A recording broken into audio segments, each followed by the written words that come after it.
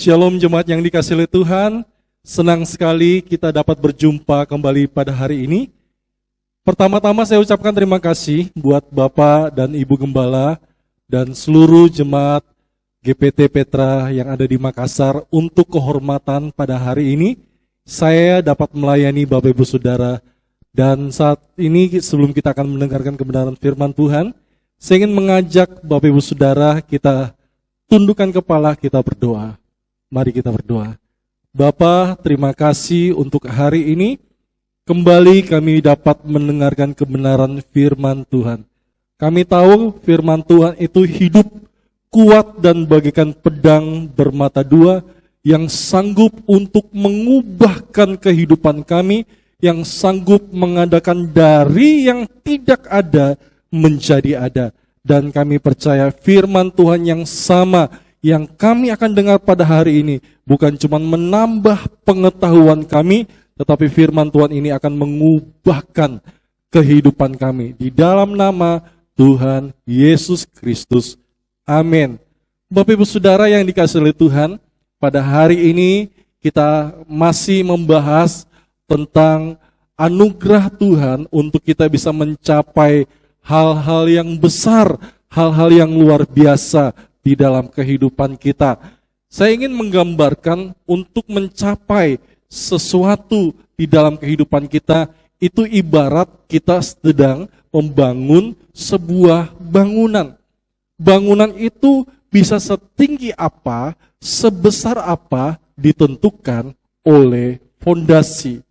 Judul firman Tuhan hari ini adalah fondasi kekristenan kita. Kita harus memilih fondasi yang tepat, kita harus mempunyai fondasi yang kuat, dan kita harus mendirikan bangunan rohani kita di atas dasar fondasi yang teguh di dalam kehidupan kita.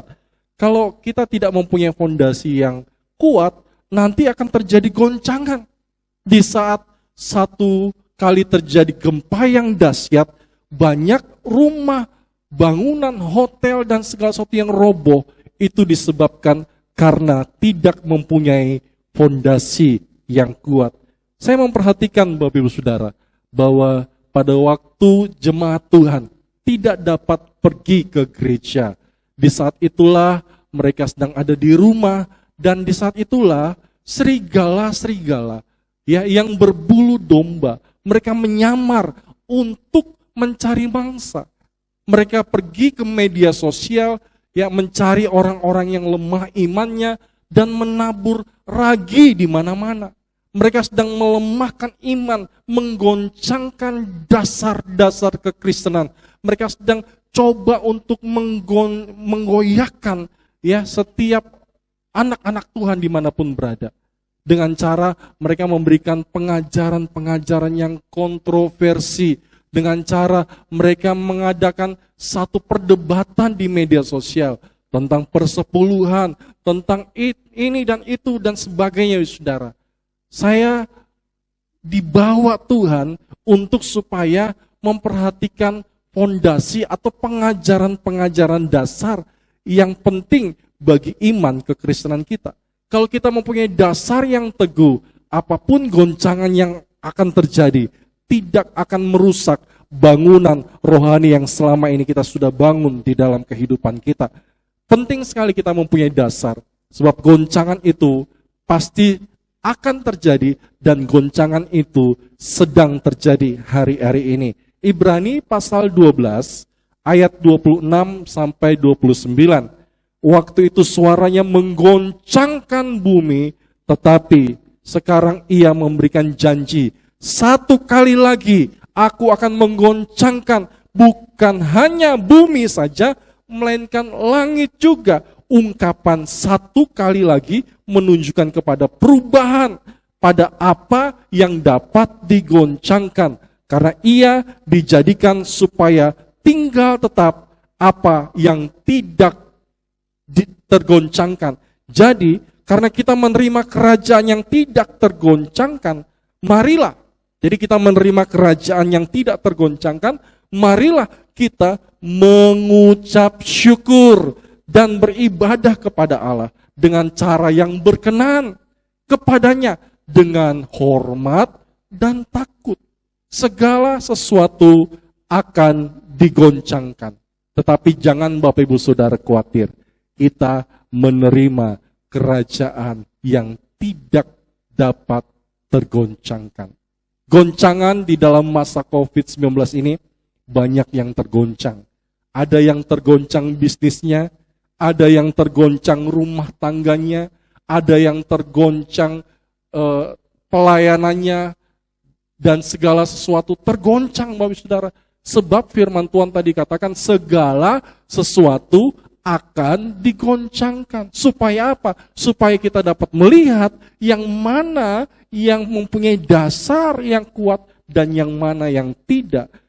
Kita telah menerima kerajaan yang tak tergoncangkan. Bagaimana caranya? Supaya kita hidup di dalam kerajaan Allah yang tidak tergoncangkan. Yang pertama, tadi kalau kita baca ayat yang ke-28, dikatakan kita menerima kerajaan yang tidak tergoncangkan, marilah kita mengucap syukur. Hal yang pertama, supaya kita hidup dalam kerajaan yang tidak tergoncangkan, kita mengucap syukur. Apapun keadaan hari-hari ini, mungkin pemasukan kita tidak sebanyak sebelum COVID. Tetapi kalau kita mengucap syukur, kita menghadirkan satu suasana atmosfer di tempat kita bekerja, di toko di mana kita sedang membuka toko dan sebagainya, itu atmosfer yang baik. Kita memuji Tuhan. Berapapun pendapatan kita di hari itu, kita mengucap syukur. Ketika kita mengucap syukur, walaupun itu kecil, seperti seseorang yang sedang memancing ikan, ketika mendapatkan ikan kecil, jangan dibuang. Ikan kecil itu bisa dijadikan umpan untuk ikan yang lebih besar. Ketika kita mengucap syukur, hal yang sama juga akan terjadi Bapak Ibu Saudara. Ketika kita mengucap syukur, pendapatan mungkin tidak banyak, tetapi saat kita mengucap syukur, Tuhan akan mendatangkan berkat yang jauh lebih besar. Percaya Bapak Ibu Saudara, mengucap syukur itu akan selalu mendatangkan, membuka pintu berkat di dalam kehidupan kita. Dan mengucap syukur itu akan mengaktifkan hormon yang ada dalam tubuh kita. Ada yang dinamakan dengan hormon endorfin. Di saat kita mengucap syukur, di dalam keadaan yang mungkin kurang baik, di saat itu hormon endorfin itu akan aktif dan hormon itu akan menghilangkan rasa sakit di dalam kehidupan kita. Itu yang pertama. Hormon yang kedua yang diaktifkan di saat kita mengucap syukur adalah hormon serotonin. Hormon serotonin ini adalah hormon yang membuat kita bisa bahagia. Ada orang ketika di tengah-tengah masa COVID ini masih bisa tertawa, masih bisa bercanda, pokoknya hidupnya bahagia. Kenapa? Karena hidupnya banyak mengucap syukur Bapak Ibu Saudara. Yang kedua, supaya kita bisa mempunyai kerajaan yang tak tergoncangkan, dikatakan marilah kita beribadah. Jadi ibadah ini penting Bapak Ibu Saudara.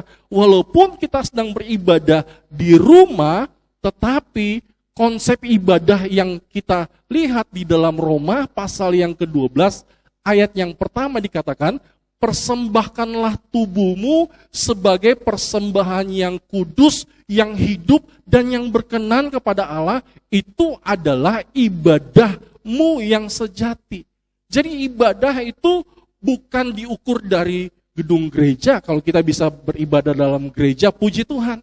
Tapi kita bisa beribadah juga seperti hari ini, kita beribadah, tetapi perhatikan ini, dengan sikap, dengan cara yang berkenan. Apakah ibadah kita selama ini, selama masa COVID ini di rumah, sudahkah Tuhan berkenan dengan cara kita beribadah? Yang kedua, dengan sikap hormat dan takut. Jangan sambil kita dengar firman, kita sambil makan, sambil baring. Itu tidak dengan sikap yang berkenan. Tidak dengan sikap hormat. Bapak Ibu Saudara, kalau ada Bapak Presiden di depan kita, kita tidak mungkin sandar, kita tidak mungkin dengan sikap yang angkat kaki dan sebagainya, tetapi kita dengan sikap hormat. Sementara ketika kita beribadah, kita yakin dan percaya ada Tuhan bersama-sama dengan kita. Oleh karena itu, kita harus mempunyai sikap yang hormat. Ketika puji-pujian dinaikkan, kita ikut memuji Tuhan. Ketika firman Tuhan diberitakan, kita dengar dari awal sampai akhir. Jangan dipercepat karena ingin keluar, ingin jalan-jalan, firman Tuhannya dipercepat. Atau puji-pujiannya dilompati, tidak mau puji-pujian, langsung mau dengar firman. Jangan Bapak Ibu Saudara, itu ibadah yang tidak berkenan. Itu tidak punya rasa hormat. Kita harus memberikan ibadah yang berkualitas di dalam kehidupan kita. Dan inilah waktunya. Tuhan katakan bahwa segala sesuatu itu akan digoncangkan. Akan digoncangkan dengan apa? Akan diuji dengan apa? Kita akan lihat ayat yang ke-29. Ibrani 12 ayat yang ke-29. Sebab Allah kita adalah api yang menghanguskan. Dikatakan Allah kita adalah api yang menghanguskan. Segala sesuatu akan diuji dengan api. Apa yang mudah terbakar? Kayu, rumput kering, jerami. Itu adalah sesuatu yang mudah terbakar. Kalau dasar kerohanian kita cuman kayu, cuman rumput kering dan jerami, maka ketika goncangan ini datang, ujian ini datang, kita juga ikut terbakar. Kita juga ikut masuk dalam kesusahan ini. Tetapi kalau kita mempunyai dasar emas, ya kita lihat sama-sama di dalam 1 Korintus, ya Ibrani 12 dari katakan sebab Allah kita adalah api yang menghanguskan. Api itu akan membakar apa? 1 Korintus pasal yang ketiga ayat 12 sampai 14. Entahkah orang membangun di atas dasar ini dengan emas, yang pertama emas, yang kedua perak, batu permata, kayu, rumput kering, atau jerami. Yang mana menjadi fondasi kehidupan kita? Apakah kita mendirikan di atas dasar emas? Emas tidak akan takut dengan api. Malah justru api itu semakin memurnikan emas. Kalau ujian datang dalam kehidupan kita, kalau kita punya fondasi, kualitas kita adalah emas, kita tidak akan takut, Bapak Ibu Saudara. Ayat 13 sampai 14. Sekali kelak pekerjaan masing-masing orang akan nampak. Jadi akan dinamakan dengan api itu akan nampak. Jadi di masa Covid ini kita akan melihat ada orang yang kuat, ada orang yang tidak, akan dinampakkan dengan api ini. Karena hari Tuhan, kata hari Tuhan ini akan menyatakannya sebab ia akan nampak dengan api. Jadi hari Tuhan, akhir zaman ini akan menampakkan segala sesuatu dengan api. Dan bagaimana pekerjaan masing-masing orang akan diuji oleh api itu. Jadi pekerjaan kita akan diuji. Pelayanan kita akan diuji. Banyak gereja-gereja hari-hari ini, saya mendengar ada gereja yang tutup, ada gereja yang tidak bisa melanjutkan lagi. Ya, dia sudah tidak bisa untuk bisa beribadah lagi. Kenapa? Karena dasarnya apa? Makanya kita perlu mempunyai dasar yang kuat. Kita perlu mempunyai fondasi yang tahan uji. Ayat yang ke-14. Jika pekerjaan yang dibangun seseorang tahan uji, ia akan mendapatkan upah. Ada upah yang sedang menanti kita kalau kita bisa bertahan di tengah-tengah masa yang sulit ini. Dasarnya tadi ada dikatakan emas, perak, batu permata, kayu, rumput kering, atau jerami. Jadi pekerjaan masing-masing kita akan diuji. Bisnis kita akan diuji. Banyak bisnis yang hari-hari ini tutup. Banyak bisnis yang hari-hari ini ya tidak bisa berjalan dengan baik. Kalau bisnis kita hari-hari ini tidak bisa berjalan dengan baik, Bapak Saudara, jangan kita menunggu bola. Sebelum Covid, banyak orang datang mencari produk kita. Mereka membutuhkan produk kita. Tapi hari-hari ini ketika masa sukar ini, tidak bisa kita menunggu bola. Kita harus menjemput bola. Kita harus mengejar bola. Seperti di lapangan, Bapak Ibu Saudara, kalau seorang pemain dia terus menunggu bola, lama-kelamaan pelatih akan lihat dan pelatih akan mengganti posisi orang itu. Kalau tidak ingin diganti oleh pelatih, pemain-pemain yang di lapangan itu harus terus kejar bola. Tidak bisa menunggu bola. Di dalam masa-masa seperti ini, Bapak Ibu Saudara, mari kita mengandalkan Tuhan. Kita harus mempunyai fondasi yang kuat di dalam kehidupan kita. Bagaimana caranya kita mendirikan bangunan rohani yang kuat? Bagaimana caranya kita membangun fondasi yang kuat? Fondasi seperti apa yang kuat? Mari kita lihat yang pertama, fondasi yang kuat adalah ketika kita mendirikan bangunan kerohanian kita di atas dasar Yesus Kristus. Mari kita lihat sama-sama ayat yang ke-10. 1 Korintus pasal yang ketiga ayat 10 sampai 11. Sesuai dengan kasih karunia Allah yang dianugerahkan kepadaku, aku sebagai ahli bangunan yang cakap telah meletakkan dasar.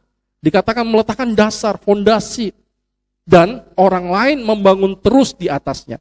Jangan sampai kita sibuk membangun terus di atasnya sementara fondasi kita tidak kuat. Hari-hari ini Tuhan sedang mempercayakan untuk saya bisa membagikan tentang dasar-dasar pengajaran di dalam jemaat, ya di tempat kami dipercayakan melayani di GPT Petra Kendari. Tentang dasar-dasar ini penting untuk diajarkan supaya fondasi-fondasi ini semakin teguh, supaya goncangan-goncangannya akan terjadi, supaya ujian-ujiannya akan nanti datang, tidak akan menghanguskan, tidak akan merobohkan bangunan yang sudah disusun di atasnya. Tetapi tiap-tiap orang harus memperhatikan, apa yang harus diperhatikan? Bagaimana harus membangun di atasnya. Karena tidak ada seorang pun dapat meletakkan dasar lain daripada dasar yang telah diletakkan, yaitu Yesus Kristus. Jadi dasar yang paling kuat di dalam kehidupan kita adalah Yesus Kristus. Di dalam masa sulit ini apa yang menjadi dasar iman kita, dasar kepercayaan kita, dasar pengharapan kita? Apakah kita berpegang teguh pada deposito yang ada di bank? Atau kita masih berpegang teguh pada emas yang kita simpan? Atau kita berpegang teguh kepada yang lain? Saya ingin katakan segala sesuatu dalam dunia ini akan digoncangkan. Kalau nanti segala sesuatu yang kita pegang itu tiba-tiba hilang, tiba-tiba nilainya tidak ada lagi, maka orang banyak akan stres, maka banyak orang akan frustasi. Kenapa? Karena pegangannya salah.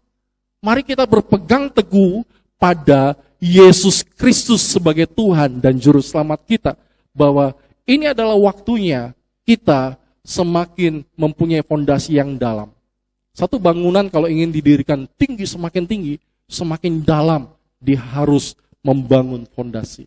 Mungkin hari-hari ini bangunan kita belum terlihat, tetapi kita sedang sibuk membangun fondasi yang dalam. Itu jauh lebih baik. Supaya nanti ketika kita membangun fondasi, sudah tinggal menikmati hasil. Di dalam kerohanian seperti itu, Bapak Saudara, marilah kita memperhatikan kedalaman kita dengan Tuhan. Bagaimana kekristenan kita, apakah kekristenan kita adalah kekristenan yang dangkal? Yeskel di dalam Yeskel 47, Tuhan sedang membawa Yeskel untuk masuk ke dalam sebuah sungai. Pertama dihitung 1000 hasta sampai di mata kaki. Itu dangkal. Kemudian Tuhan memerintahkan lagi Yeskel untuk masuk lagi sampai di lutut, lebih dalam lagi. Nanti sampai di pinggang. Kemudian sudah tidak bisa masuk lagi. Dan Yeskel mengikuti kemana aliran sungai itu akan membawa. Itu adalah tingkat kedalaman kita dengan Tuhan. Di masa COVID ini marilah kita mengalami kedalaman dengan Tuhan. Sebagaimana contohnya Ayub. Sebelum mengalami masalah ujian dalam kehidupan Ayub. Ya, Ayub saat itu kehilangan semua hartanya habis. Anak-anaknya mati semua. Dia mengalami sesuatu yang sangat menyakitkan dalam hidup ini. Tetapi, Bapak Ibu Saudara, itulah waktu di mana Ayub bisa semakin mengenal Tuhan. Kalau kita mengenal Tuhan, maka kita akan semakin tahu apa yang sedang terjadi dalam kehidupan kita. Bapak Ibu Saudara, sebelum masalah terjadi dalam kehidupan Ayub, Ayub sudah mengenal Tuhan. Tapi dari kata orang, belum pernah dia mengalami pengalaman dengan Tuhan. Setelah mengalami persoalan, Ayub mengatakan dalam Ayub 42, dulu aku mengenal Tuhan dari apa kata orang, tetapi sekarang mataku sendiri yang memandang kepada Tuhan. Ayub mengalami perjumpaan, Ayub mengalami encounter dengan Tuhan. Di dalam persoalan, pergumulan, apapun yang saat ini, kesakitan yang sedang kita hadapi, hendaklah itu kita jadikan sebagai sekolah kehidupan di mana kita semakin dekat lagi dengan Tuhan. Jangan semakin jauh. Justru hari-hari ini, Bapak Ibu Saudara harus semakin dekat dengan Tuhan. Supaya kita punya fondasi yang kuat. Sebab Tuhan adalah fondasi kita dalam kehidupan kita. Di dalam pelayanan kita, kita harus semakin dalam. Mengalami kedalaman dengan Tuhan. Kita harus semakin mengalami kedekatan dengan Tuhan. Ada 2 jenis pelayanan. Melayani pekerjaan Tuhan, dan yang kedua melayani pribadi Tuhan. Marta melayani pekerjaan Tuhan. Sibuk, tapi pekerjaan Tuhan. Sementara Maria duduk di bawah kaki Tuhan dan melayani pribadi Tuhan. Melayani seseorang yang melayani pekerjaan Tuhan belum tentu dia melayani pribadi Tuhan. Tetapi orang yang melayani pribadi Tuhan sudah pasti dia akan melayani pekerjaan Tuhan. Saya ulangi kalimat ini. Orang yang melayani pekerjaan Tuhan belum tentu dia melayani pribadi Tuhan. Tetapi orang yang melayani pribadi Tuhan pasti dia akan melayani pekerjaan Tuhan. Marilah kita melayani pribadi Tuhan. Supaya melayani pekerjaan Tuhan itu kita bisa melayani dengan lebih baik lagi. Bukan dengan kekuatan kita, kepintaran kita, tapi kita melayani dengan kuasa dan urapan daripada Tuhan. Bapak Ibu Saudara, jadikan saat-saat ini kita mengalami kedalaman. Semakin dalam, di saat kita tidak bisa kemana-mana, di saat itulah kita semakin dekat dengan Tuhan.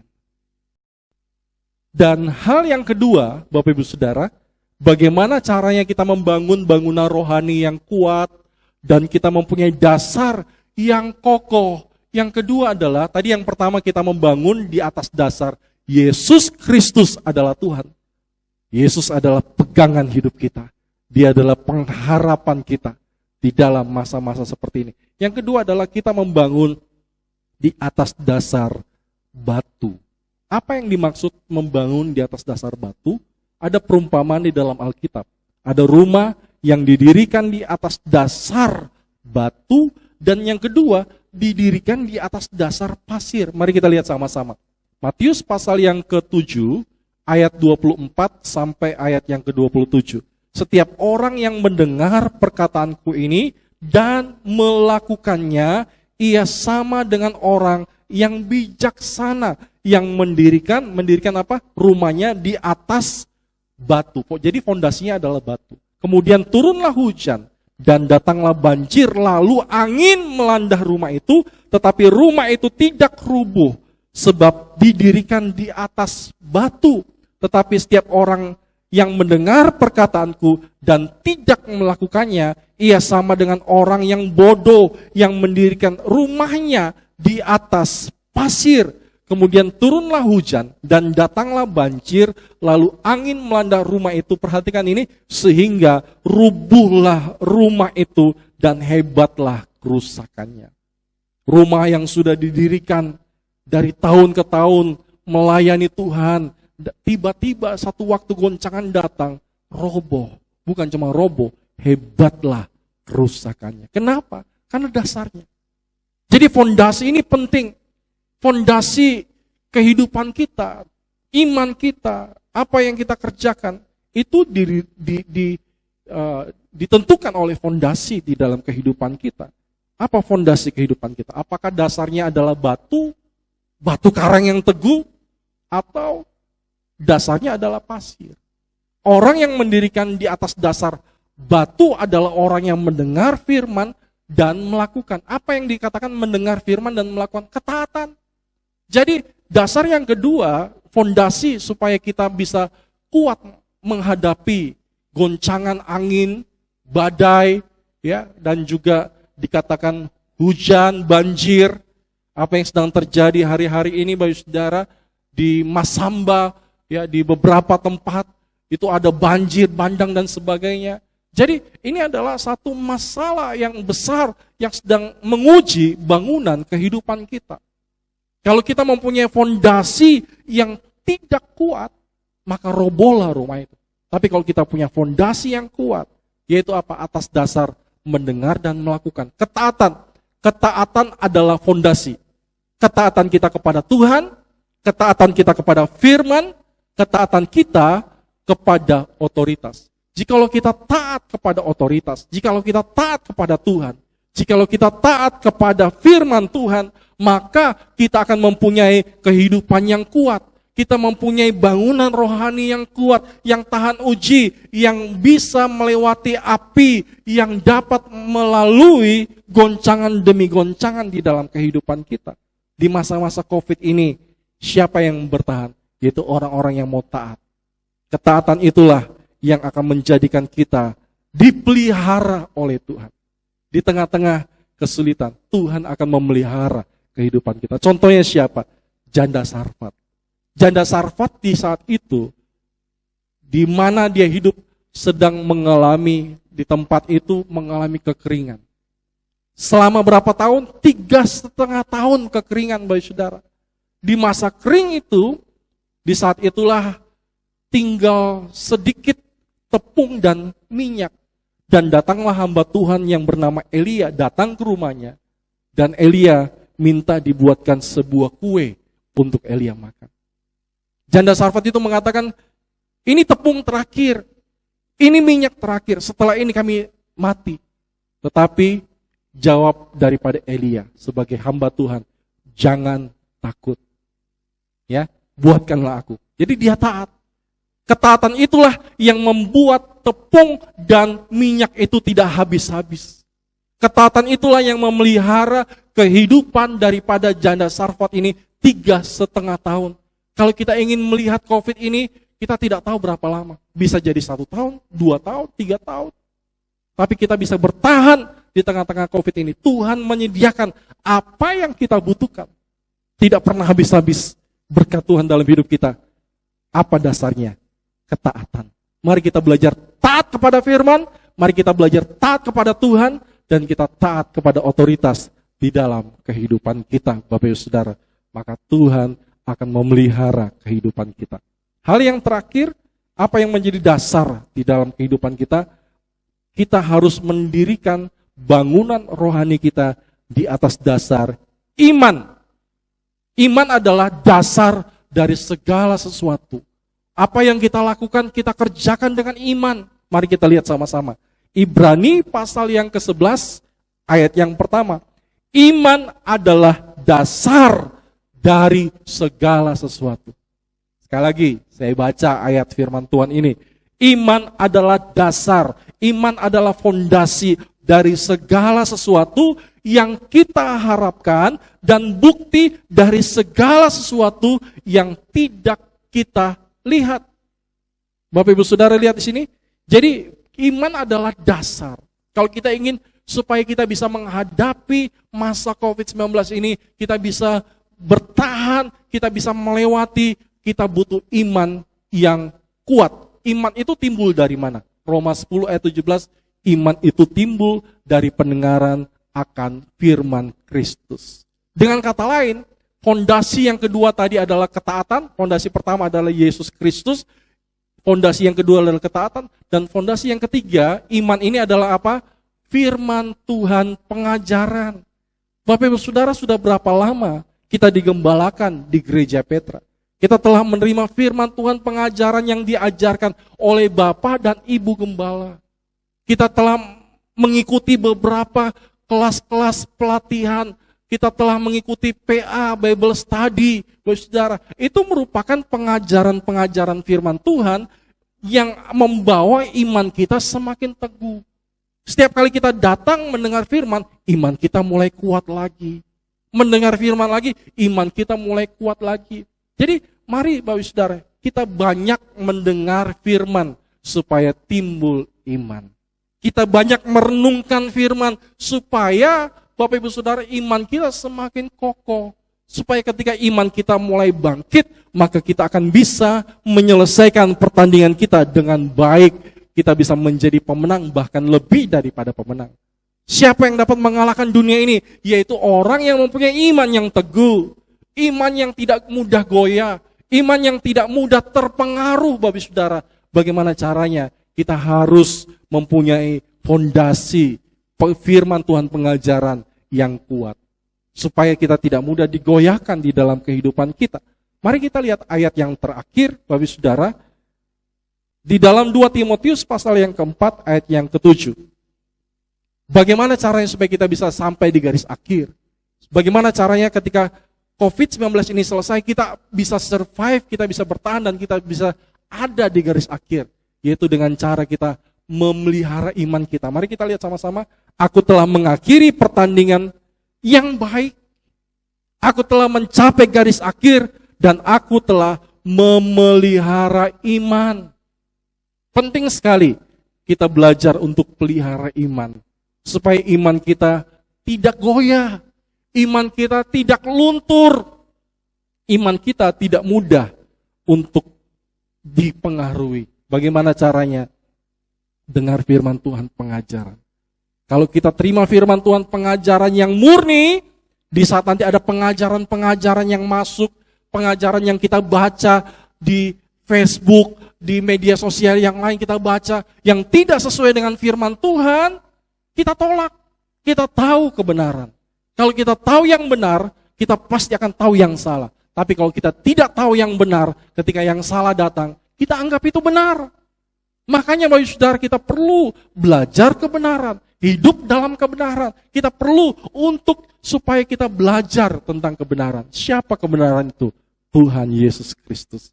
Semakin sering kita mendengar firman Tuhan, semakin kita mengenal kebenaran. Dan kebenaran ini yang akan memerdekakan kita, yang akan membuat kita bisa sampai di garis akhir daripada pertandingan iman kita. Dan kita tidak akan kalah di masa COVID-19 ini. Bapak Ibu Saudara yang diberkati oleh Tuhan, marilah ada 3 hal fondasi yang kita harus bangun dalam hidup kita, yaitu yang pertama, di atas dasar Yesus Kristus. Yang kedua, kita harus mempunyai fondasi di atas dasar batu, yaitu di atas dasar ketaatan. Yang ketiga, kita membangun fondasi kehidupan kita di atas dasar iman, yaitu firman Tuhan, pengajaran. Firman itu yang akan menjadi dasar, fondasi kehidupan kita, supaya kita terus bisa bertahan, memelihara iman kita sampai pada akhir daripada kehidupan kita, atau sampai pada akhir daripada perlombaan yang saat ini kita sedang hadapi. Bapak Ibu Saudara yang dikasihi oleh Tuhan, marilah kita siapkan hati. Kita akan berdoa, dan maukah Bapak Ibu Saudara kita bangkit berdiri bersama-sama, dan kita akan tutup di dalam doa. Bapa, terima kasih pada hari ini Tuhan memberikan firman Tuhan kepada kami, untuk kami memperhatikan dasar, fondasi daripada kehidupan kami, bangunan rohani kami, apa yang kami bangun, orang lain bangun dalam hidup kami. Kami ingin mempunyai fondasi yang kuat di atas dasar Yesus Kristus sebagai pegangan kehidupan kami. Yesus adalah Tuhan dan Juru Selamat kami, yang dapat menyelamatkan kami, yang dapat membuat kami bertahan. Dan yang kedua, kami mempunyai dasar di atas dasar batu, yaitu kami ingin belajar untuk taat. Dan yang ketiga, kami ingin mendirikan di atas dasar iman yang teguh, firman Tuhan, pengajaran yang membawa kami semakin mengenal Tuhan Yesus Kristus. Bapak Ibu Saudara, mari kita arahkan hati kita kepada Tuhan dan terimalah berkat Tuhan. Kiranya berkat Tuhan senantiasa mengalir di dalam kehidupan kita, mulai pada hari ini dan sampai selama-lamanya, di dalam nama Bapa, Anak, Roh Kudus, yaitu dalam nama Tuhan Yesus Kristus.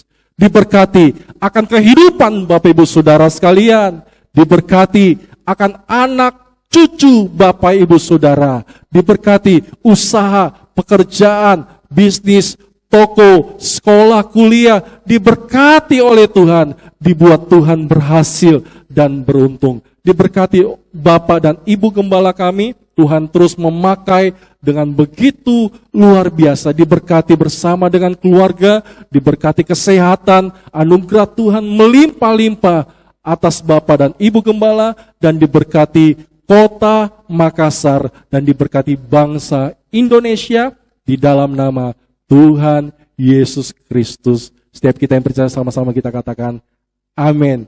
Bapak Ibu Saudara, milikilah iman yang teguh, milikilah fondasi yang kuat, dan kita senantiasa bersandar kepada Tuhan.